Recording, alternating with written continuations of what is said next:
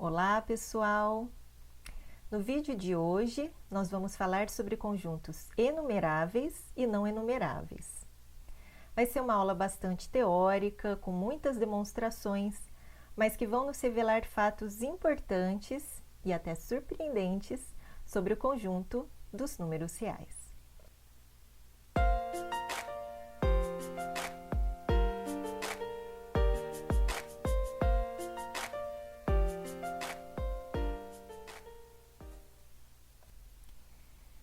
Bom, a gente começa com os conjuntos enumeráveis, provando a seguinte proposição, que na verdade ela é bastante óbvia, que diz para a gente que todo subconjunto de um conjunto enumerável é também enumerável.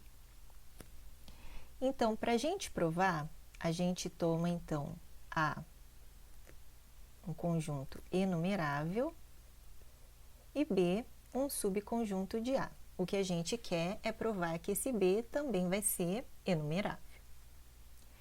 Bom, o A ser enumerável, nós temos duas possibilidades. Ou o A é finito, ou ele tem a mesma cardinalidade de N. Lembra? A gente viu essa definição no vídeo passado. Bom, se o A for finito, como B é subconjunto de A, então, claramente, o B também é finito e todo conjunto finito é enumerável. Então, já está provado no caso de A ser finito.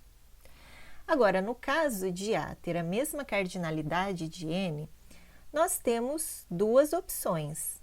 O B, como subconjunto de A, ele pode ser finito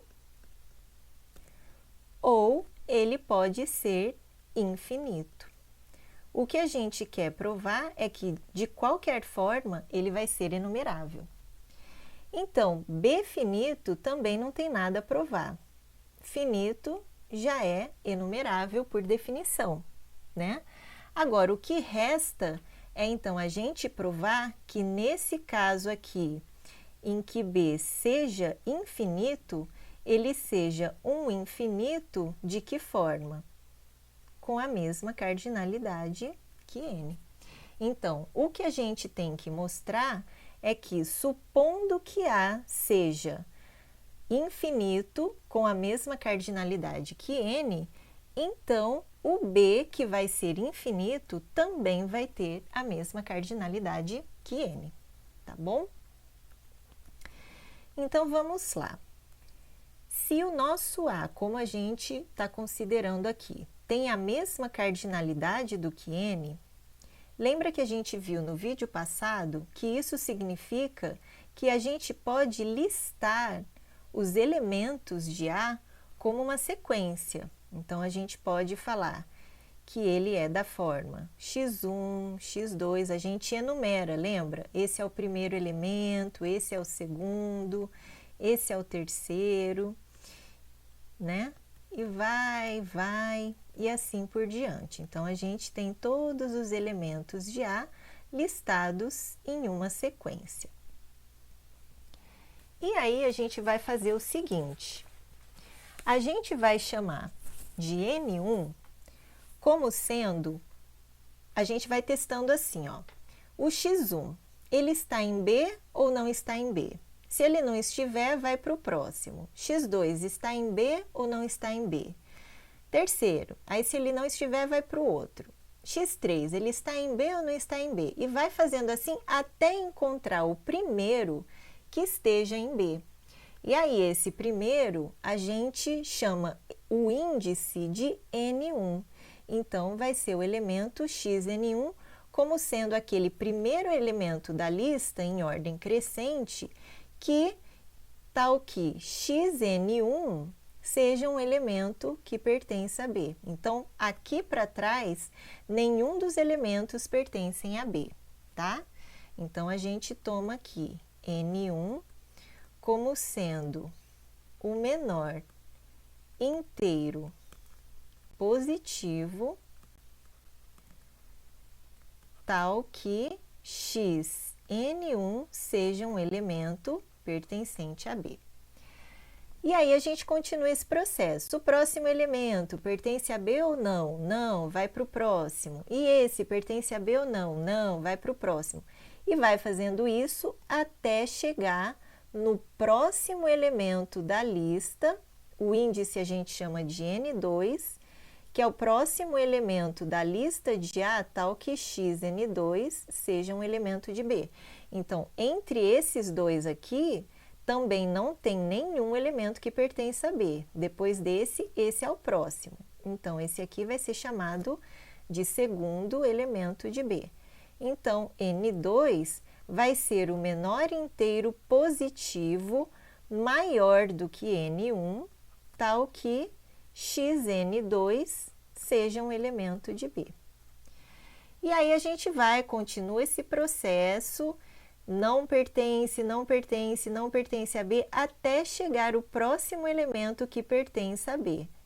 Então, entre esses elementos aqui de A, nenhum pertence a B. O próximo que pertence, a gente chama o índice de N3, que vai ser aquele cujo índice o elemento pertence a B. Então, N3, por exemplo, a gente define como sendo o menor inteiro positivo maior do que N2, tal que o x N3 seja um elemento de B, e assim sucessivamente. Então, olha só, para a gente provar isso aqui que a gente quer, provar que o nosso B, ele é um conjunto com a mesma cardinalidade que N, lembra do vídeo passado o que é que a gente tem que fazer? A gente tem que exibir uma bijeção entre B e os naturais. E aqui nesse caso ficou bem explícito qual seria essa bijeção, que seria a seguinte, né? Seria dos naturais em B, tal que para cada elemento K, você associar o elemento XNK de A. Então, você vai associar para o 1 o XN1, para o 2 o XN2, para o 3 o XN3 e assim por diante. Então, quando você percorrer todo o conjunto dos números naturais, você vai estar percorrendo biunivocamente o conjunto B. E com isso a gente tem provado, então, que isso aqui vai ser uma bijeção. E isso é a prova que a gente queria de que, de fato, o B vai ter a mesma cardinalidade que o conjunto dos naturais. Apesar de ser um resultado bastante óbvio, foi importante eu fazer essa demonstração com vocês, porque esse tipo de raciocínio é bastante utilizado quando se estuda sequências e subsequências em análise. E apesar de ser um tanto óbvia essa proposição, ela tem implicações muito importantes. Uma delas é um resultado que tem um valor mais algébrico, que diz que o conjunto dos números primos é enumerável. E isso segue claramente do fato do conjunto dos números primos ser um subconjunto de Z, e Z, como nós vimos no vídeo passado, é um conjunto enumerável. Uma outra consequência importante da proposição é que, na verdade, o que ela nos diz, em outras palavras, é que um conjunto infinito não enumerável não pode estar contido em um conjunto enumerável, que foi exatamente o que a gente viu, que se for um subconjunto de um conjunto enumerável, ele necessariamente será enumerável também. E qual é a importância desse resultado? A grande importância está na principal noção que ela nos apresenta, de que o infinito enumerável é o menor dos infinitos. No seguinte sentido, para que um conjunto seja infinito, ele precisa ter, no mínimo, uma quantidade enumerável de elementos. Então, daqui para frente, quando nós formos estudar os conjuntos na reta, nós vamos ver que existem vários tipos de conjuntos infinitos, e os menores deles são aqueles infinitos enumeráveis. E a partir de agora, nós vamos enunciar e provar vários resultados que vão culminar nos resultados que vão nos dizer sobre a cardinalidade dos subconjuntos de números reais. Essa proposição aqui nos diz que uniões enumeráveis de conjuntos enumeráveis são conjuntos enumeráveis, né? Ou seja, se para cada n, en for um conjunto enumerável, então essa união dos en, união esta indexada em n igual a 1 até o infinito, ou seja, indexada nos naturais, o que indica que essa união é enumerável. Então, essa união enumerável de conjuntos, cada um deles enumerável, também vai ser enumerável. Então, a gente lê e entende essa proposição da seguinte forma: união enumerável de conjuntos enumeráveis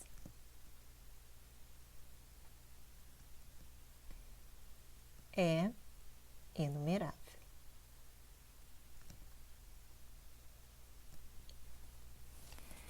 Então, vamos demonstrar. Para a gente demonstrar, como a gente tem que cada en é enumerável, a gente, lembrando, pode listar os elementos de en, e aqui então a gente vai listar da seguinte forma: vai ser xn índice 1, xn índice 2, xn índice 3, etc. Só que com uma ressalva, e eu vou colocar esse etc aqui entre parênteses. Por quê? Porque lembra que enumerável, aqui no caso, olha, cada en vai ser um conjunto enumerável. Mas lembra o que é enumerável?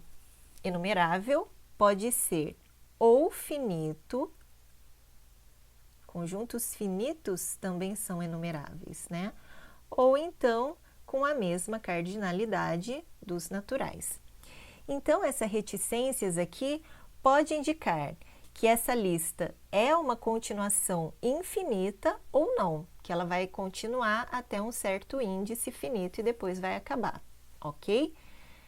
Então, olha só, cada elemento do conjunto en está indexado com o mesmo subíndice aqui, tá vendo? Como é en, os elementos são chamados de cn, de xn, e aí vai subíndice 1, 2, etc. Então, eu vou até destacar aqui, né, que para cada en, nós temos aqui os elementos xn1, xn2, xn3, etc. Ok? E aí, olha só o que vai acontecer se eu tomo essa união enumerável, ou seja, indexada no conjunto dos naturais, de todos esses en. Então, olha só, isso aqui vai ser o que? A união de todos os infinitos conjuntos, né? Então, o E1, ele vai ser quem? O x1, 1, o x1, 2, o x1, 3, vamos colocar mais um para ficar mais claro. O x1, 4, e aí aquele etc. entre parênteses, né? Que pode indicar uma continuação finita ou infinita dessa lista de elementos. E aí, de maneira análoga, eu vou listar os elementos de E2, que vão ser quem? x2, 1, o x2, 2, os x2, 3, mais um, x2, 4, etc., finito ou infinito. Vamos ver o E3. Vou colocar mais umas 2 linhas. Vai ser o x3, 1, x3, 2, x3, 3, x3, 4 e um etc. relativo. E vamos mais uma, vai? E4. Ele vai ser o x4, 1, x4, 2, x4, 3, x4, 4 e etc. Ok? Então, a união infinita, né, de todos esses ENs, na verdade, opa, ele corrige aqui, né? Na verdade, ela continua aqui infinitamente. Então, eu vou até apagar isso aqui e vou colocar, porque na verdade essa lista aqui, ela se estende infinitamente, ok? Ai, gente, ele corrige aqui, ok. Tem horas que é bom, mas tem horas que não faz o que eu quero, como ele vai adivinhar, né?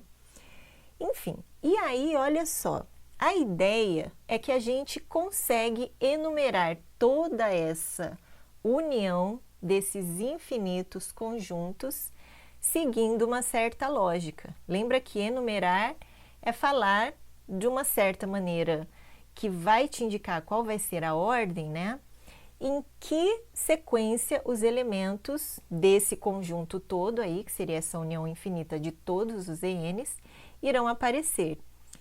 Então, essa é uma técnica geralmente utilizada quando a gente lida assim com esses processos infinitos em sequências, né? Que é o seguinte, a gente considerar como se fossem as diagonais. Então, olha só, percebam que primeiro eu tomaria o elemento x1, depois eu tomaria o x1, o x2, 1 e depois o x1, 2. Depois eu tomaria o x3, 1, depois o x2, 2, depois o x1, 3. Depois, eu tomaria essa diagonal aqui, o x4, 1, x3, 2, x2, 3 e x1, 4. Depois, eu tomaria assim, e esse processo vai se mantendo, deixa eu, aqui não ficou muito bom não, esse processo aqui, olha só, ele se manteria infinitamente. Né? Na verdade, aqui eu não fiz muito correto, não.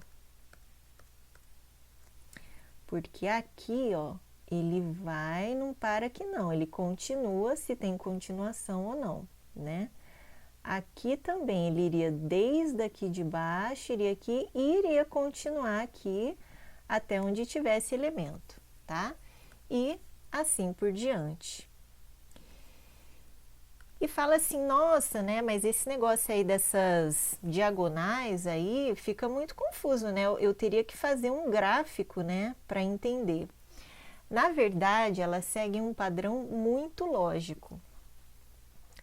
Se vocês forem perceber, na primeira flechinha, tá tomando o único elemento dessa matriz infinita. Isso aqui, pessoal, é como se fosse uma grande matriz infinita, de infinitas colunas, ou não, né, se essa lista pode ser não infinita, mas de infinitas linhas. Então, é como se a gente considerasse abstratamente uma matriz infinita, né? E aí, olha só, pega os índices das matrizes. Então, vamos ver que índices, que elementos cuja soma dos índice e subíndice dá igual a 1. Então, vamos, por exemplo, vamos chamar os elementos dessa matriz infinita de x e subíndice j, né? Então, vamos ver todos os elementos da forma x e j, tais que i mais j, bom, no mínimo vai valer 1 mais 1, que é igual a 2. Qual que seria? o x, 1, 1. É a única possibilidade de i mais j dar igual a 2. Então, esse é o primeiro elemento da lista. Vamos ver quais são os demais elementos da lista, que vai enumerar essa minha união enumerável de enumeráveis. Vamos ver todos os elementos dessa matriz cuja soma do índice e subíndice seja igual a 3.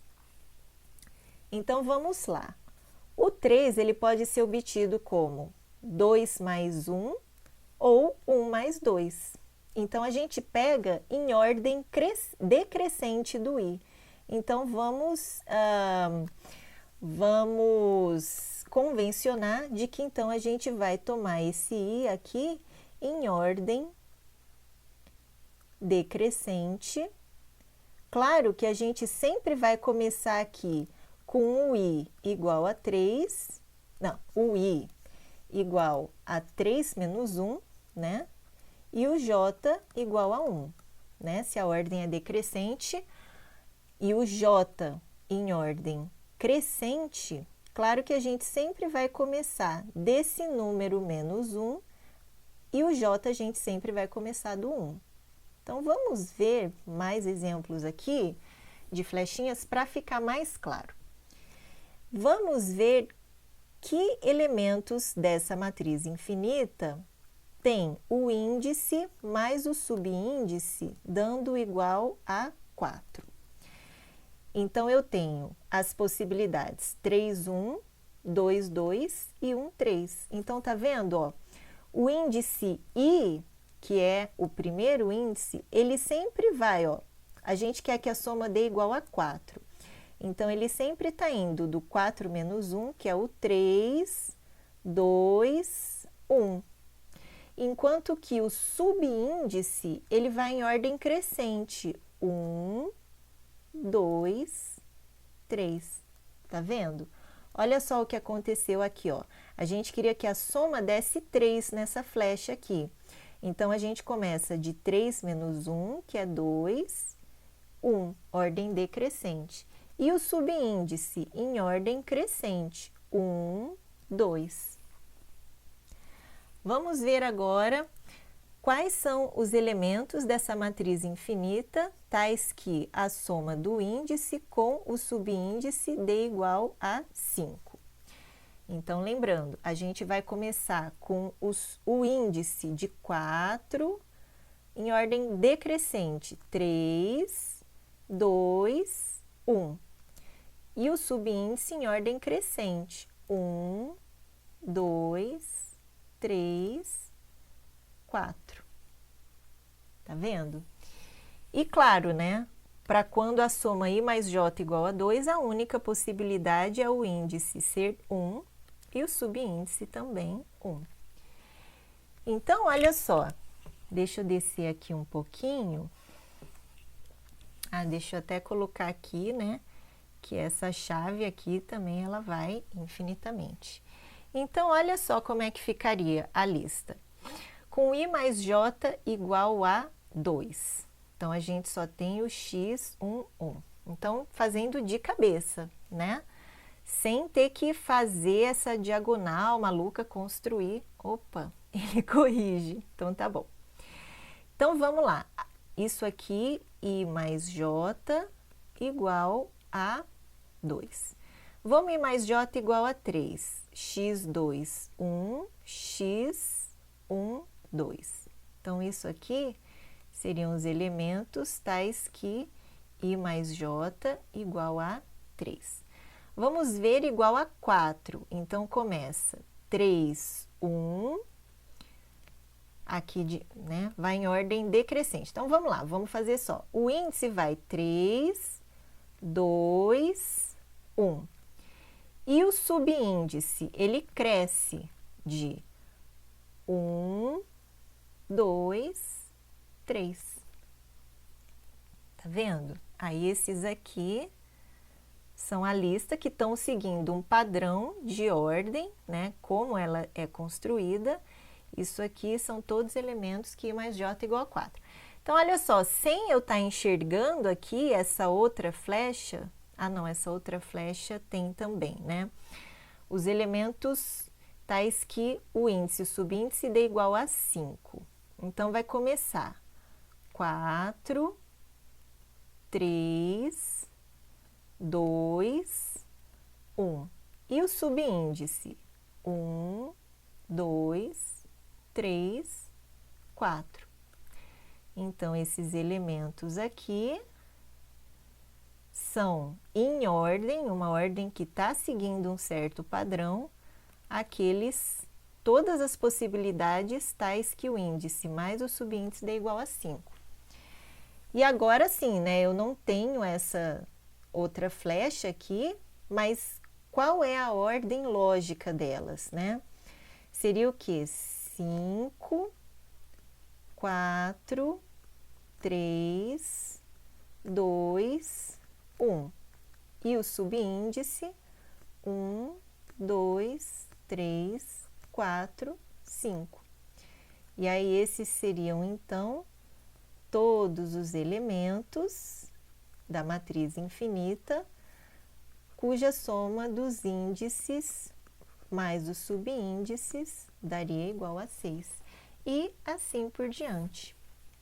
Então, eu estou estabelecendo uma lógica, uma ordem, né?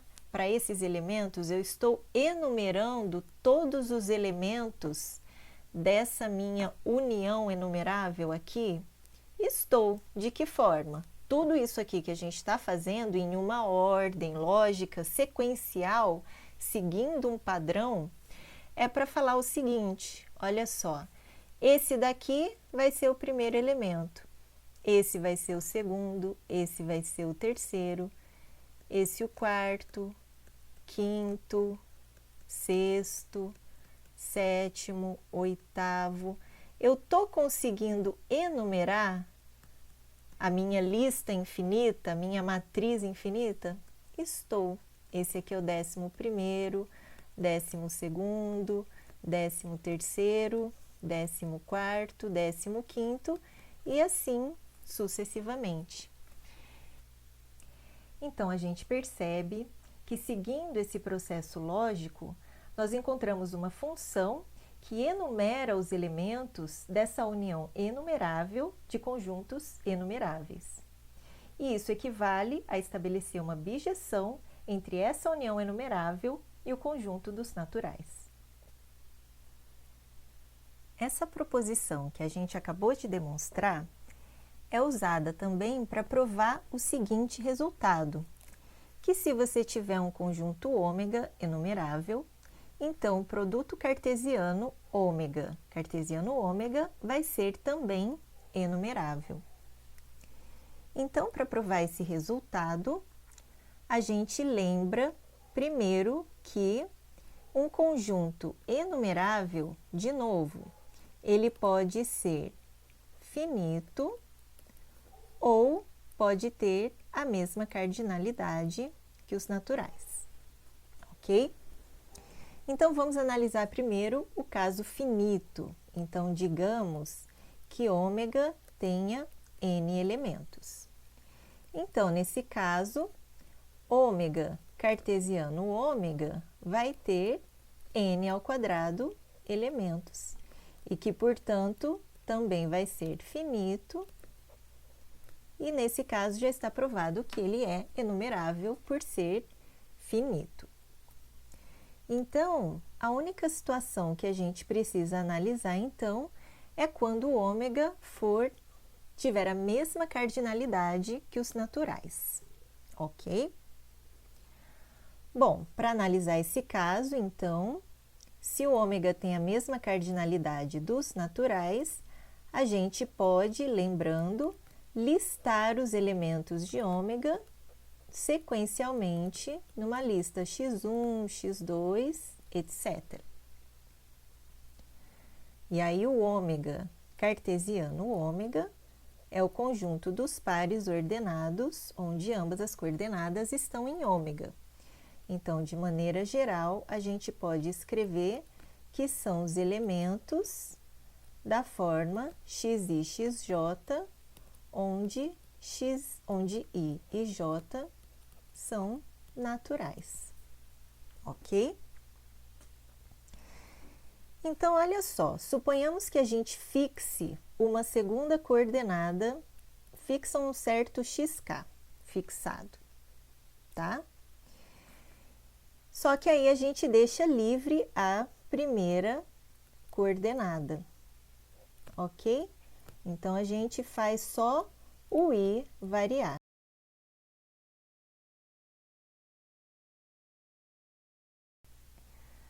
Vamos chamar, então, esse conjunto que a gente acabou de definir, por exemplo, de ômega k.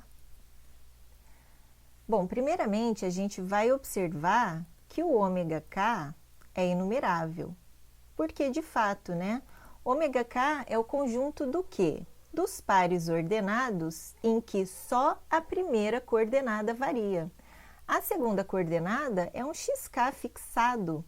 Então, como só a primeira coordenada varia e ainda indexada nos naturais, de fato a gente tem que ele vai ser inumerável, onde a abjeção claramente seria dada por quê? Dos naturais em ômega k. Seria dada por cada i, elemento natural, seria elevado no par ordenado xi, xk. Claramente é uma correspondência bionívoca, ou seja, cada par ordenado de ômega k está univocamente relacionado com o elemento natural. Então, de fato, esse ômega k é inumerável. Tá, mas o que isso tem a ver com o produto cartesiano, que é o que eu quero provar que é inumerável? Percebam que o produto cartesiano é o conjunto de todos os pares ordenados, onde as duas coordenadas variam entre todos os elementos de ômega, ok? E que em cada ômega k, a primeira coordenada está variando, porém a segunda está fixa. E o que acontece será se eu tomar a união para todos os k's variando de 1 até o infinito. Eu vou, além da primeira coordenada variar, eu vou tomar, então, a união de todas as segundas coordenadas variando também. E isso nada mais é, nada menos do que o próprio produto cartesiano de ômega cartesiano ômega. Então, o que a gente acabou de mostrar é que, nesse caso, ômega cartesiano ômega é uma união enumerável dos ômega k's, onde cada ômega k é enumerável e, portanto, vai ser enumerável também pelo que a gente acabou de provar na proposição anterior. Bom, um corolário que a gente obtém facilmente do resultado anterior, simplesmente por indução sobre N, é esse aqui, de que se ômega for enumerável, então qualquer produto cartesiano finito desses ômegas será também enumerável. E a consequência mais importante desses resultados é a seguinte: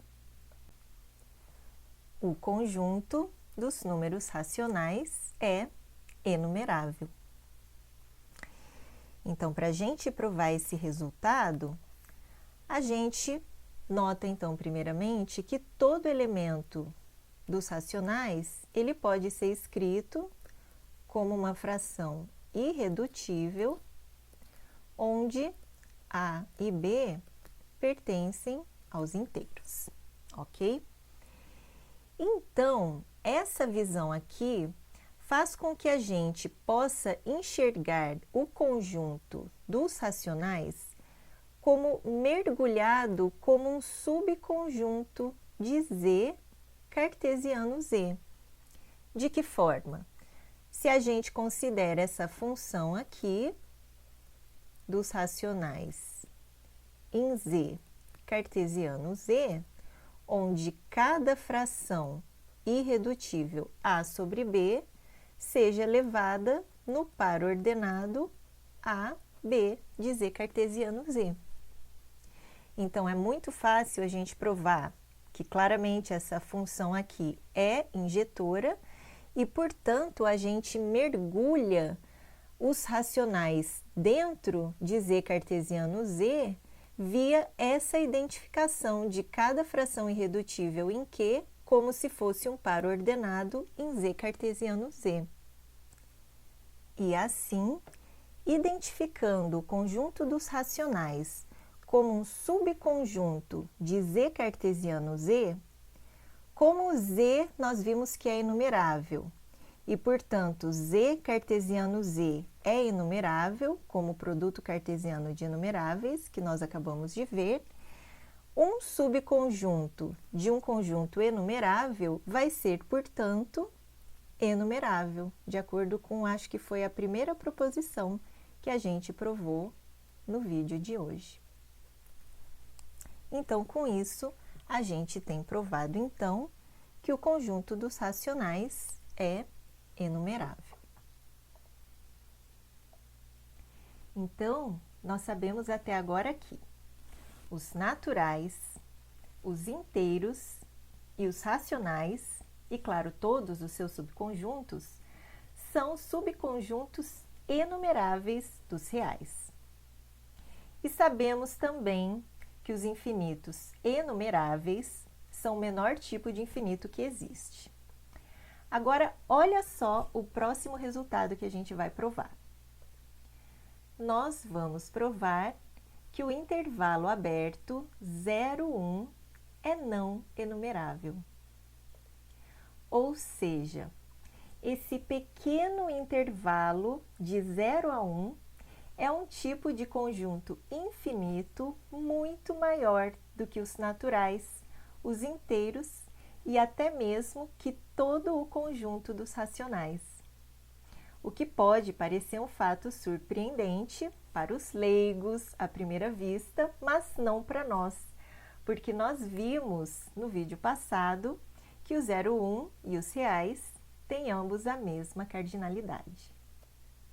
Antes de provar propriamente essa proposição, eu vou provar um resultado auxiliar para vocês, que é o seguinte, é o fato de que todo x que pertence ao intervalo 0, 1, ele possui uma representação decimal infinita, da forma, opa, ele corrigiu aqui, 0, A1, A2, onde A1, A2, A3, etc., são todos algarismos, ok? Eu estou tomando aqui uma representação decimal infinita, né? Onde, então, cada AI é um algarismo de 0 a 9, né? Pode ser qualquer algarismo. Mas será que, de fato, qualquer elemento do intervalo 0, 1, ele possui uma representação decimal infinita? Então, vamos ver. Olha só.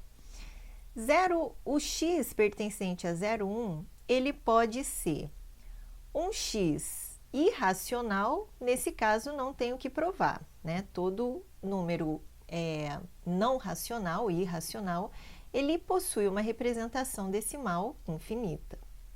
Então, suponhamos que o x seja um número racional, ok? E, claro, o x está entre 0 e 1. Como ele está entre 0 e 1, isso significa que o x não pode ser um número inteiro. Então, nesse caso, existem duas possibilidades. Ou o x é uma dízima periódica infinita, e nesse caso não tenho que provar, é exatamente o que a gente queria, né? Que ele tivesse uma representação decimal infinita, ou então ele pode ser um número decimal finito. Então, ele pode ser, por exemplo, da forma 0, A1, A2, A3 e vai até um certo AK e para, por exemplo. Nesse caso, mesmo com representação decimal finita, eu digo para vocês que, na verdade, ele pode ser escrito dessa forma: A1, A2, A3 e vai. Quando chegar no AK, você substitui o algarismo AK por AK menos 1, claro que o AK ele é diferente de zero, né? Então, você substitui por AK menos 1 e completa infinitamente com noves. Ah, mas é verdade isso aí? Por exemplo, deixa eu dar um exemplo aqui para vocês, né? Se você toma, por exemplo, o número 0,1527, por exemplo. Ele é um número decimal finito, né? E aí, eu digo para vocês que, na verdade, isso é a mesma coisa que 0,152. Aí, ao invés do 7, eu faço 6 e completo com 9 infinitamente. Ah, mas será que isso é verdade? Bom, deixa eu provar primeiro aqui uma outra coisinha para vocês, que é a seguinte. Eu vou provar aqui que, na verdade, o 0,9999, etc., infinitamente, na verdade, ele é igual a 1. Não existe nenhum número entre 0,99999 infinitamente e o 1. Como é que a gente prova? Bom, vamos chamar esse número aqui, ó, de x. Vamos chamar esse número aqui de x, tá? Então, o que acontece se a gente multiplica esse x por 10? A vírgula vem para cá, né? Então, isso aqui vai ficar 9,9999, etc. Ok?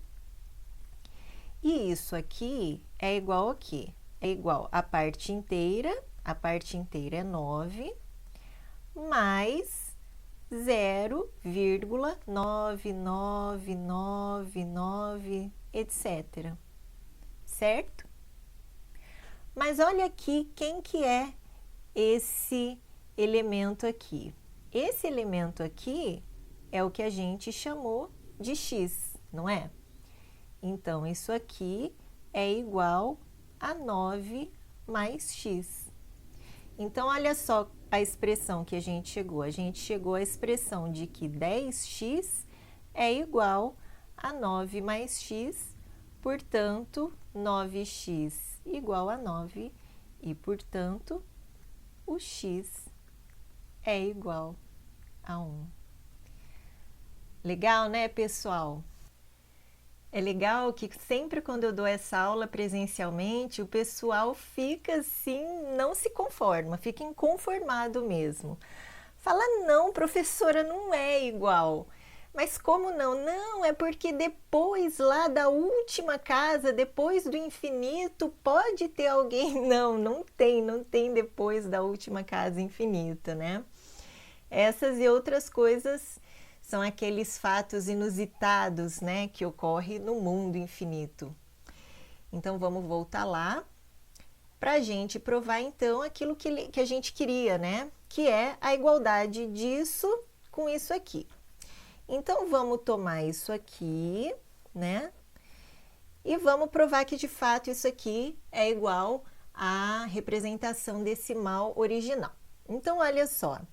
Se eu pego o 0,1526, 9999, etc., isso aqui, claro que eu quero usar o fato de que 0,9999 é igual a 1. Então, olha só o que eu vou fazer. Eu vou pegar e, claro, eu vou andar 1, 2, 3, 4 vírgulas para cá. Então, isso aqui é a mesma coisa que 10 a menos 4 vezes 1, 5, 2, 6, vírgula, 999, etc. E aí eu tô chegando no que eu quero, né? Então, isso é o quê? 10 a menos 4, que multiplica 1, 5, 2, 6, mais 0,999, etc. E isso aqui a gente já sabe que é igual a 1.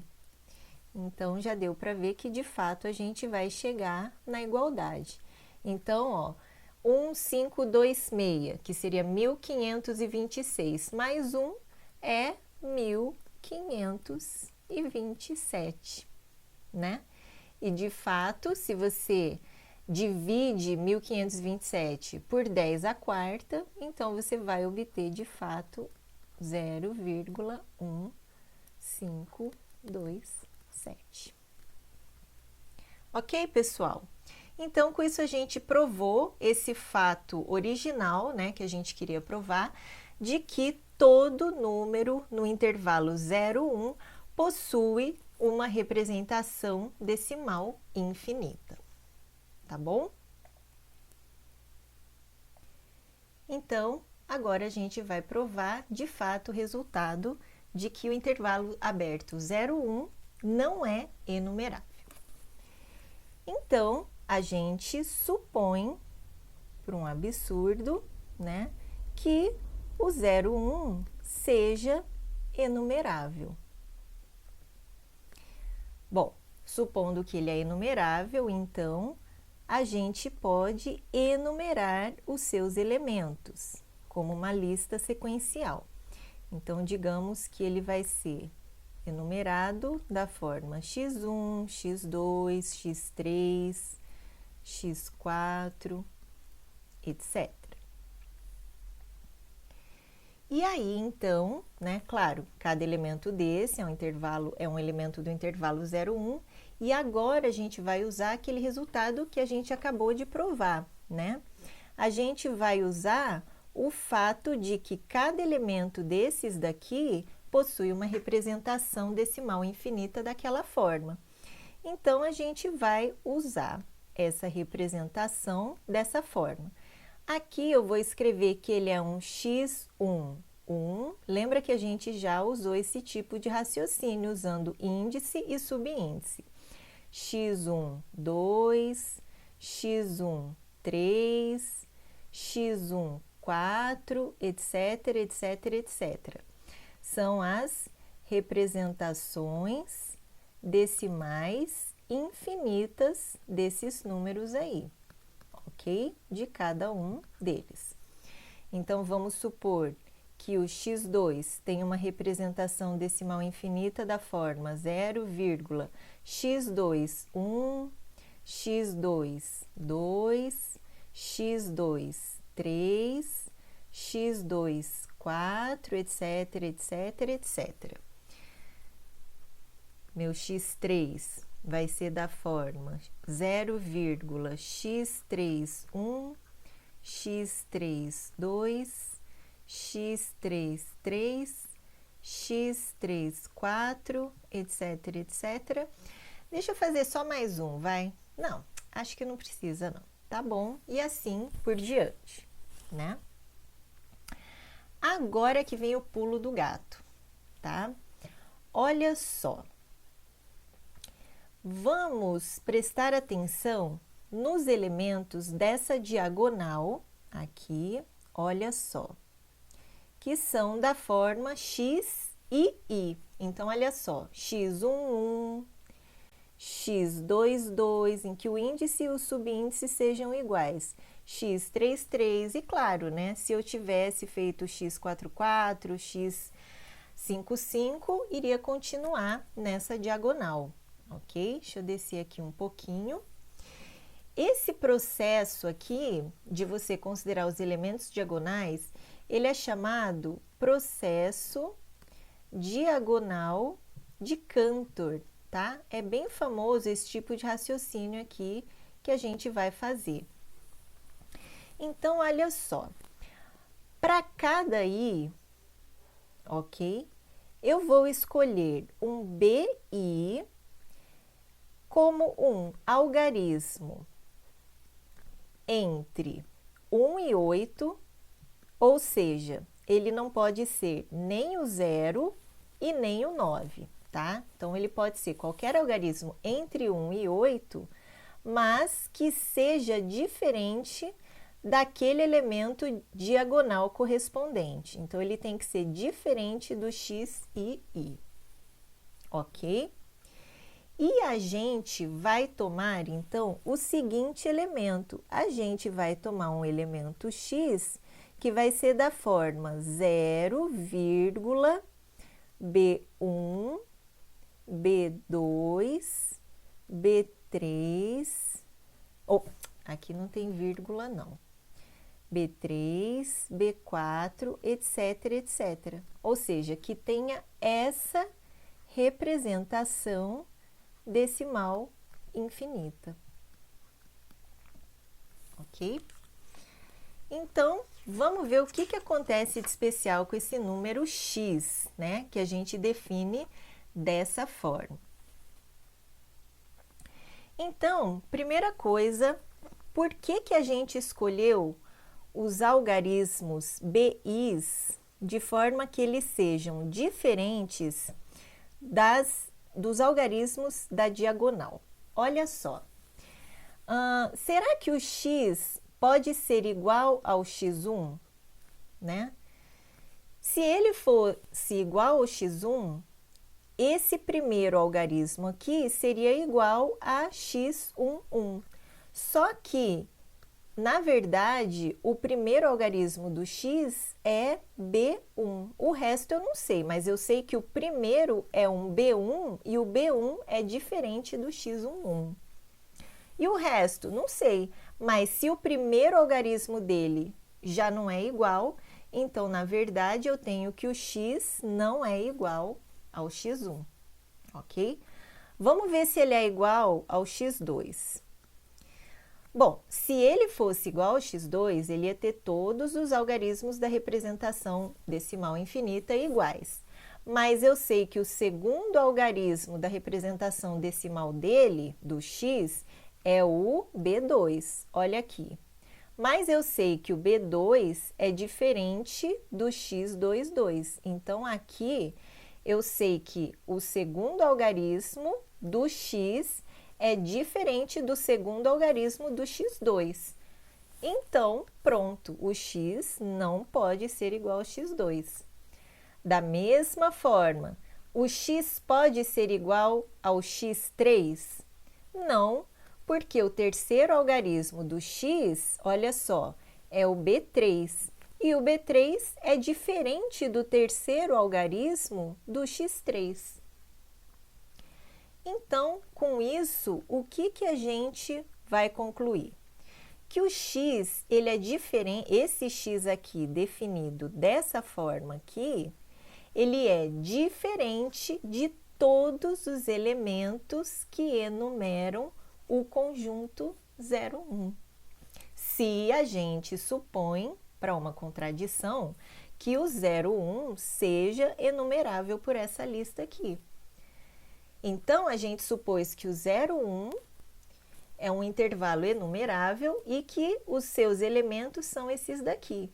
E a gente mostrou um x que ele é diferente de todos os elementos de 0, 1. Portanto, o que a gente mostrou?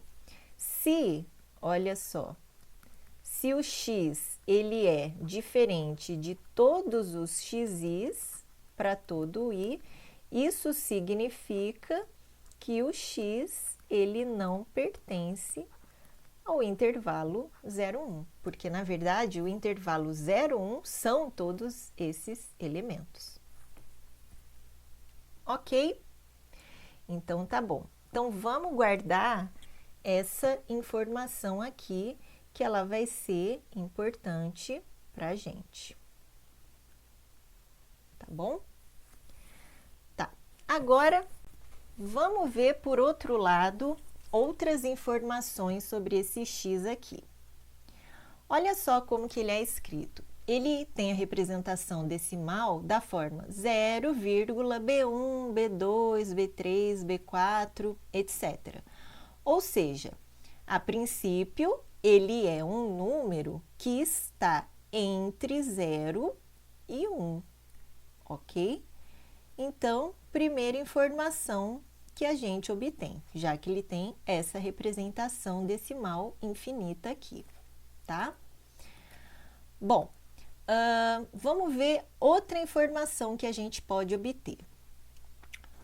Lembra que eu falei para vocês que na escolha desses BIs aqui, eles podiam ser qualquer algarismo entre 1 e 8? Tá, que fosse diferente de x e y, mas no caso aqui, vamos só prestar atenção nesse fato aqui, de que ele tem que ser um algarismo entre 1 e 8.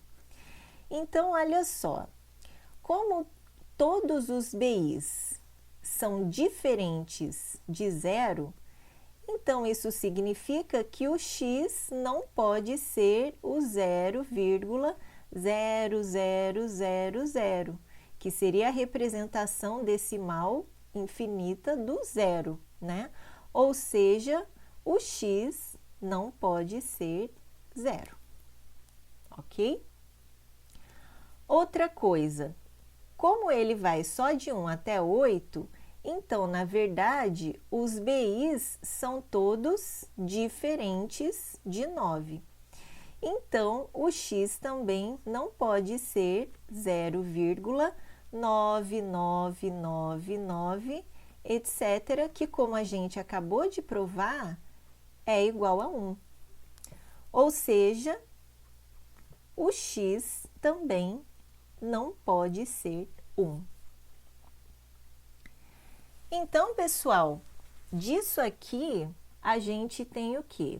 Dessas informações aqui, olha só, a gente tem que, disso aqui, o x, ele tá entre 0 e 1, ok?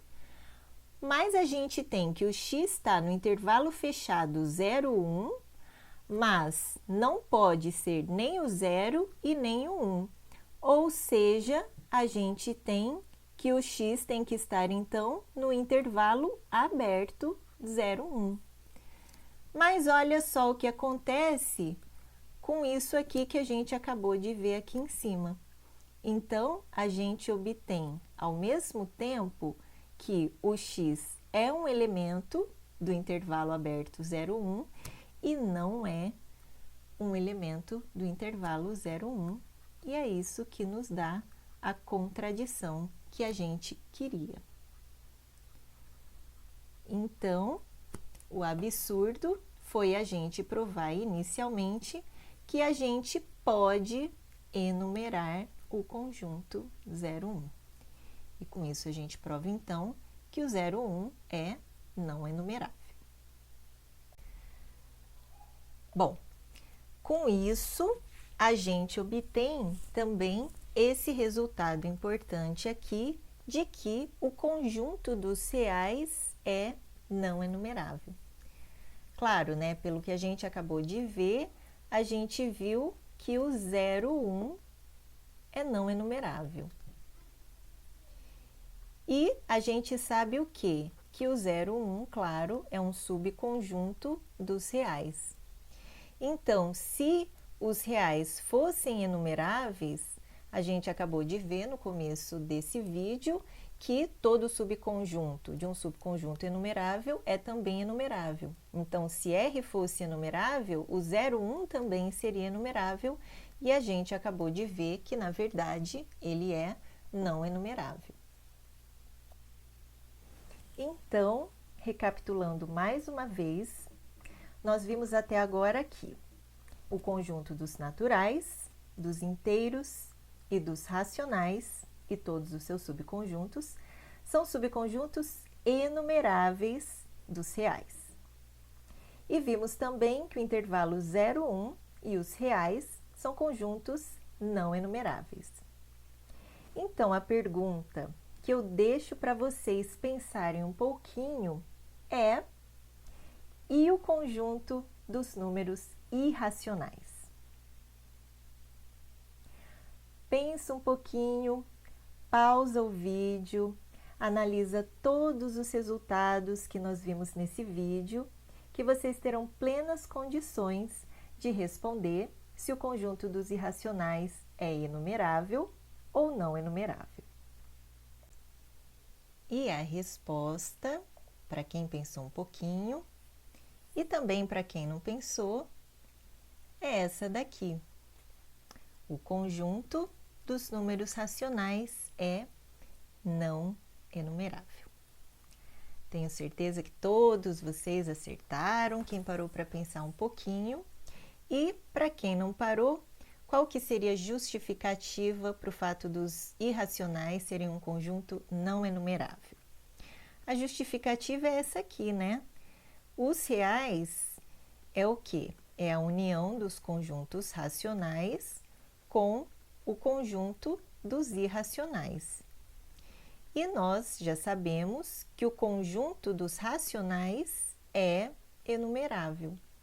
Então, se a gente supõe que os irracionais também seja enumerável, então os reais, como união de dois conjuntos enumeráveis, também a gente acabou de ver um resultado que prova que união de dois enumeráveis é enumerável.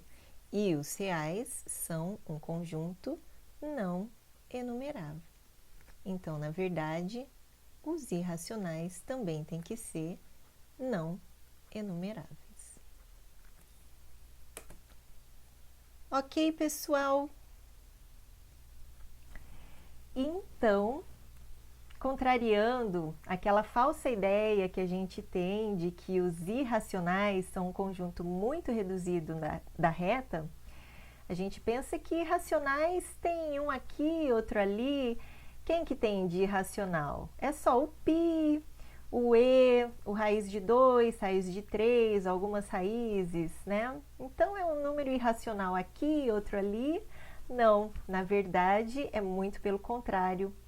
O conjunto dos números irracionais é não enumerável, ou seja, ele é um conjunto infinito muito maior, com muito mais elementos do que o conjunto dos números racionais.